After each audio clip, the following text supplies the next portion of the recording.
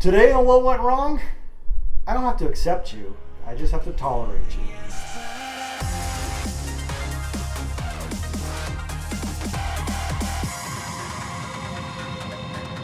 Hi, I'm Brett Mauser, and I've made over 45 feature films, and I think we're creeping up on 40, so I don't even know what we're at anymore. We'll have to do another census and figure out what you got. Yeah, exactly. Today we're gonna. It's like we said in our last episode. It's been a little while since we've been at the bar here. Right. So we are going to discuss. We're going to jump into some social issues this time around. Yay! And I'm sure film will weave its way into it a little bit here and there. But I've often been thinking about everyone's doesn't matter who or what you are today. There's some party, some organization that's yelling and screaming that you have to accept who I am and what I do, and it's got to become a part of your life, blah, blah, blah, blah, blah. That's not the concept of freedom and America. No. And it's always been about tolerance, tolerating other people. Right. Because that means I'm going to tolerate you. You can't force me to agree with you. You can't force me to agree with your lifestyle or what you do or anything like that. Yeah. But we're not going to go to war over it. I'm going to tolerate it and say, right. Your life is your life, my life is my life. Yeah. And that's tolerating somebody. And that's what America is all about. Well, and being in Texas, living in Texas, being Texan, we've always had the idea in Texas is the whole reason you come here is to be able to do what you want to do and tell the government and everybody else to f*** off. That's kind of why we exist. And most of us, the real Texans, if you will, kind of feel that way, and I do too. I have no problem letting, my neighbors be gay or tranny or, I don't. Doesn't affect me. Doesn't affect me. You sleep with who you want to sleep with. You wear what you want to wear. You color your hair the way you want to, and you believe the one you want to believe. You worship or don't worship the way you want to worship. I mean, some guys. I've had a discussion, and this happens in the veteran community where they're like, "Well, we fought for people to vote, or we fought people to be able to do this," and I was like, "We fought for people to have the choice." It's not that I fought for you to do this or to do that or not do this or do that. I served in the military, and the idea is that we want Americans to be able to choose. And if you don't choose what I would choose, that's perfectly okay. Why would you? There's a lot of people I know who wouldn't want to live the way I live. Why would I make them do that? Right. There's a lot of people who live the way I don't want to live. Why would they make me do that? But the problem you're running into, like I said, is you have a lot of these groups who are like, you must do this, and you must say this, and you must call me this, and blah, blah. I'm like, yeah, go f*** yourself. I absolutely don't have to call you anything. I don't have to recognize your pronouns or your adverbs or your adjectives or your dangling participles or any of that bullshit. I don't have to do a goddamn thing. That's not what it means. And the problem is, sorry, go ahead. It's a superiority complex, and not even in that case. But I mean, a lot of the left. It's you can't. You shouldn't build a pool because it's not, there's a water shortage or something like that. You shouldn't do this because of that. And because I think that way, there should be a law. No, there shouldn't be a law. Yeah. People should have a choice, and they don't understand that they are the tyrants. Yes. All of these people are the same people that I'm not voting for Trump because he's a dictator. Yeah. Well, what are you when you're telling me I can't build a pool, yeah. or I have to use this word, or I can't do this, or I have to give up my guns, or anything? Who's the tyrant? Yeah. When it's saying, I mean, Trump's not out there, throwing guns in people's hands, saying you have to have a gun. We're not Switzerland. The idea that, and it's always laughable, the idea that some people, and they're so, I don't know if they're just willfully ignorant or just that stupid. They're like, if this person is elected, it's the end of democracy. I was like, really?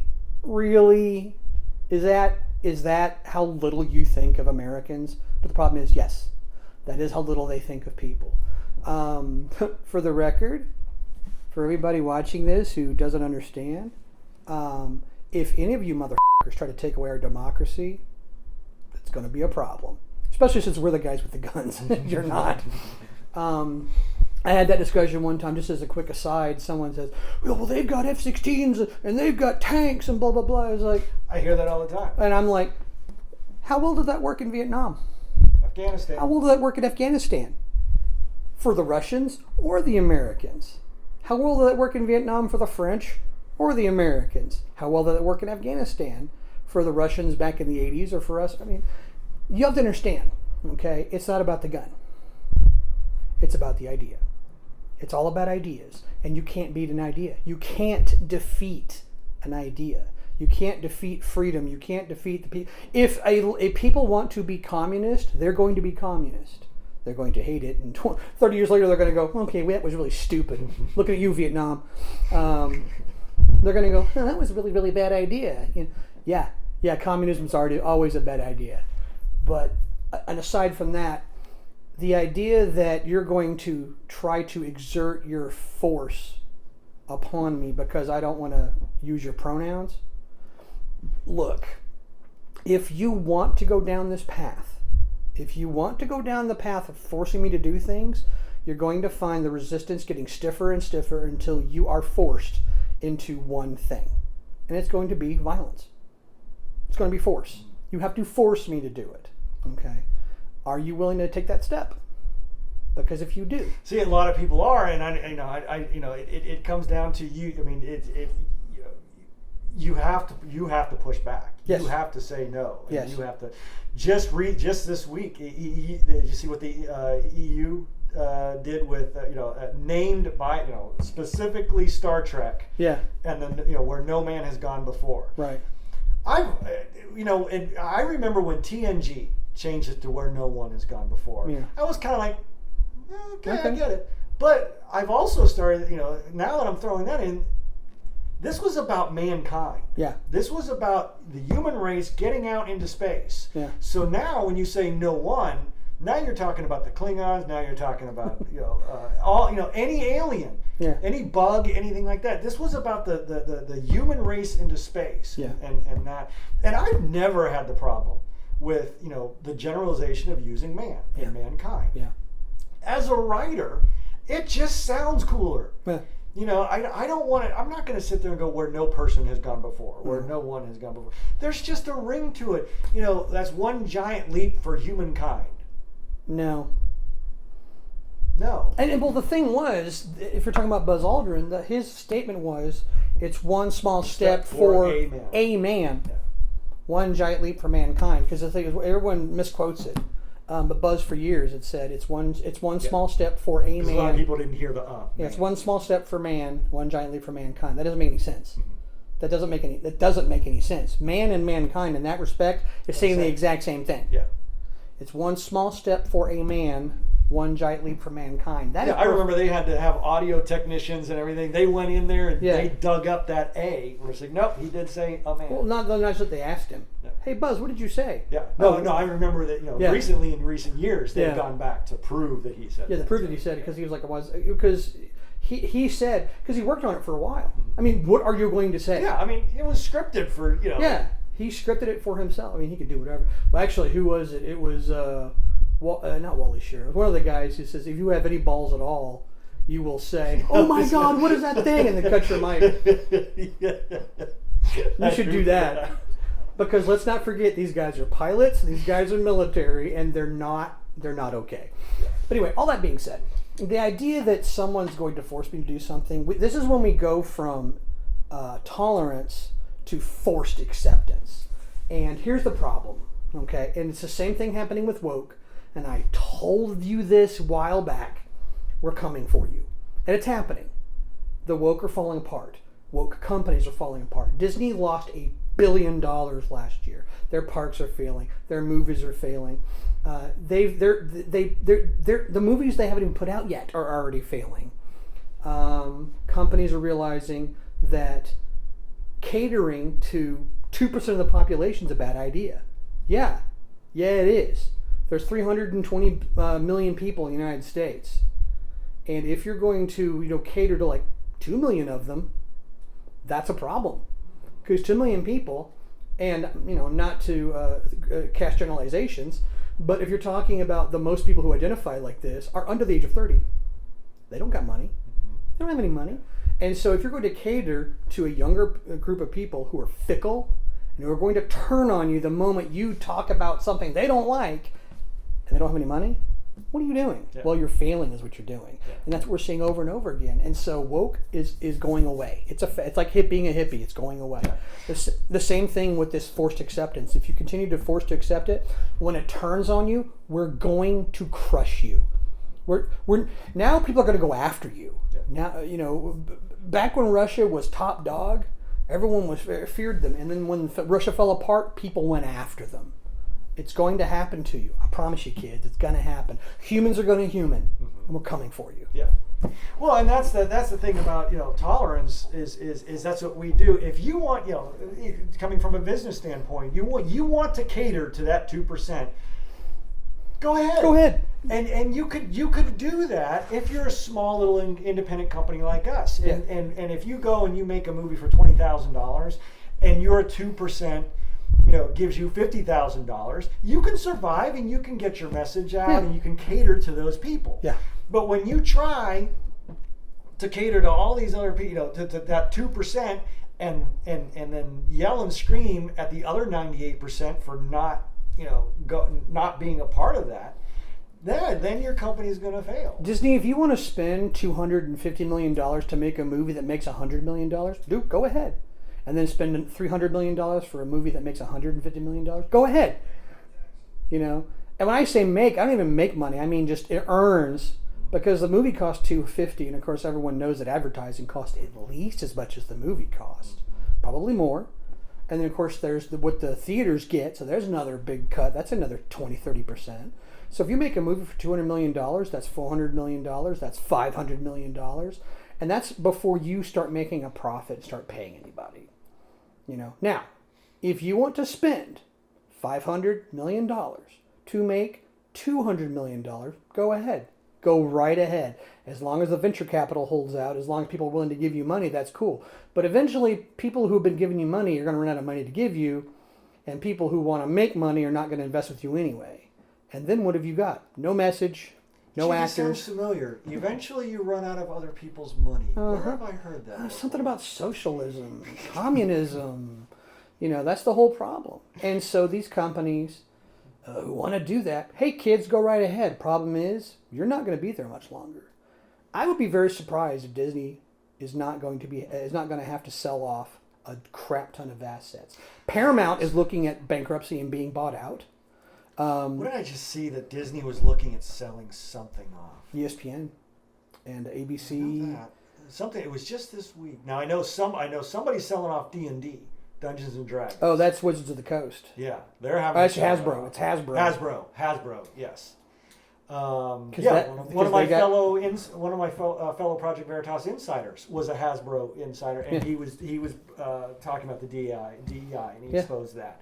So right there. They said that orcs are racist.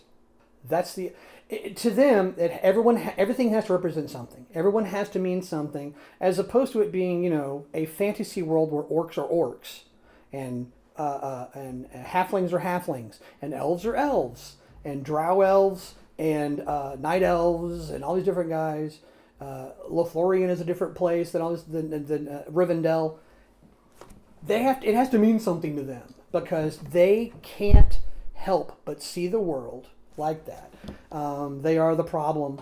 They are the people that Martin Luther King used to rail against, who says, I want my children to be viewed by the content of their character, not the color of their skin.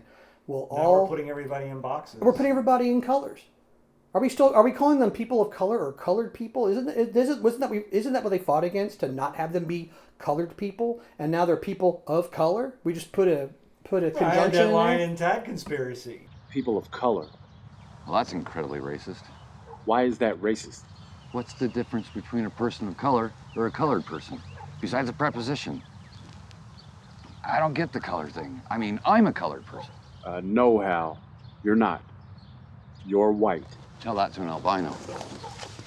What is more racist? And the idea is that when you see the world as a racist does. Everything has a color. When you see the world as a bigot does, and everybody has to be gay or not gay or transgender or this or that, when you're a bigot like that, when you're a racist like that, that's how you see the world. And you treat each person differently Yes. based on those different things. The people that you're talking to, they are racist. They are sexist. They are only interested in the color of your skin, not the content of your character. It doesn't matter who you are or what you do or what you've come from. All they see is color. All they see is your sex, and that is who they are. It's Oppression Olympics. It's the Oppression Olympics. Who is the most disadvantaged?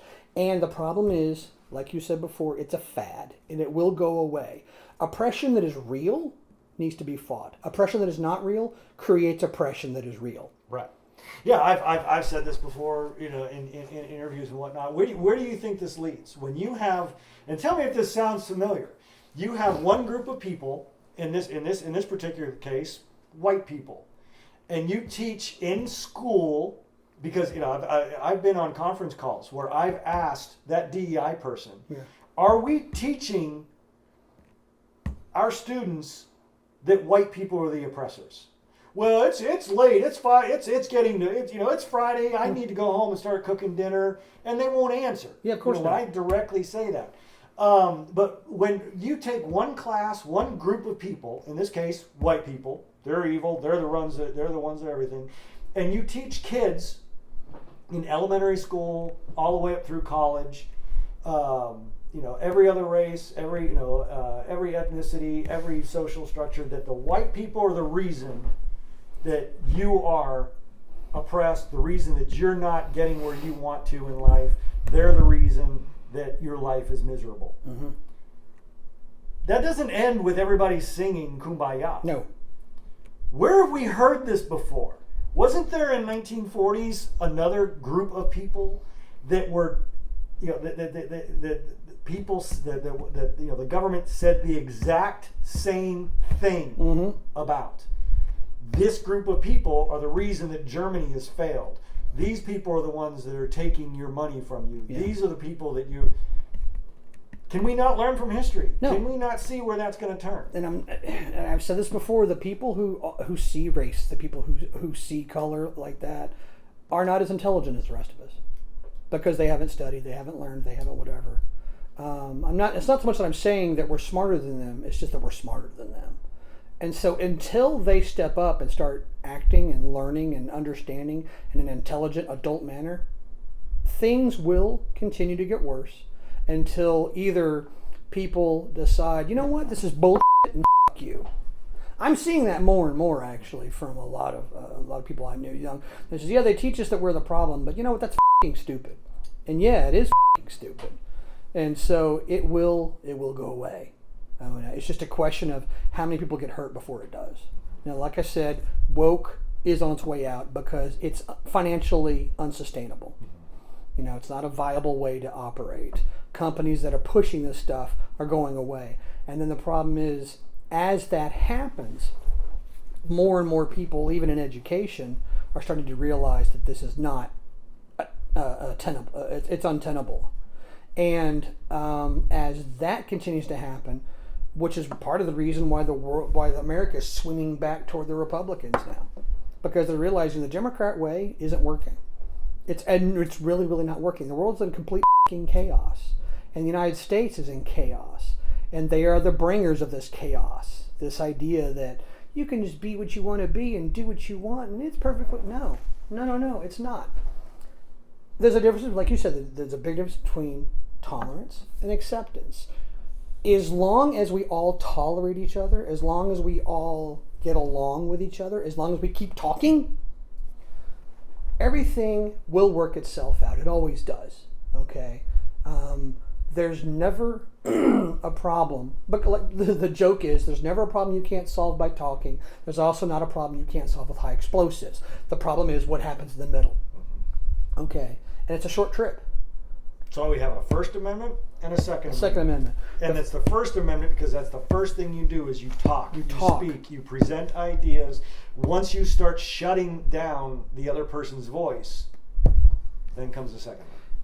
It is inevitable. It is the most historically inevitable conclusion is once you stop talking and once you start forcing people to accept something they don't want, whether it's taxes from the British, whether it's the Germans in Poland and France, whether it's Russians in Afghanistan, there is talking and then there's the violence, and it all comes because you force acceptance of something that someone else doesn't want, and you can't do it. You will never be able to do it. The same people that are forcing acceptance on us do not realize that they're not even being tolerant. No. And that's the sad part.